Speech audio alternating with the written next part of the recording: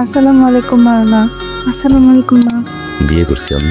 আমার এত সুন্দর সহজ সরল ভাগ্নিটারে ফুসলায়া ফাসলা প্ল্যান করে বিয়েটা করছো। ফাহিম আমাকে ফুসলায়, আমি বরং ফাহিমকে ফুসলায় ফাসলায় বিয়ে করছি। কত বড় বিহাতে দেখছে একটা চাপ দাঁত ফেলে দেবো ওদের মান সম্মান সব নষ্ট করে এখন বলে কি আমি ওকে বিয়ে করছি। আমাদের দিকে একটু ভাবলেও না, আরে সমস্ত পাড়া প্রতিবেশী সবাই জেনে গেছে, আবার ছবি মানে ফেসবুকে পোস্ট করছে। ফাহিম এই কাজটা একদম ভালো করনি, একদম না। তুমি আমার ইজ্জত সম্মান ধুলাই মিশাই দিচ্ছ। তোমাকে আমি দেখে নেব।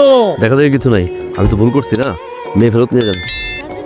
নিয়ে যাবে মানে কি বলে মেয়ে বিয়ে করে এখন বলতেছে মেয়ে নিয়ে যাবে? হ্যাঁ, এটা কি ছেলে খেলা নাকি? আপনি কিছু বলেন না কেন? আরে উনি কি বলবো বলেন না, কিছু একটা সমাধান দেন। সাহেব কি করবেন বলেন? এই ছোট ছোট ছেলে মেয়েগুলো বুঝে হোক না বুঝে হোক নিজেদের সম্মতিতে একটা কাজ করে ফেলছে, কি করা যাবে? তাছাড়া আমাদের মধ্যে তো একটা সম্পর্ক আগে থেকেই আছে। আমি বলি কি এসে মাইনে নেন, মাইনে নেন। আমার মনে হয় এইটা উভয়ের জন্যই মঙ্গল হবে।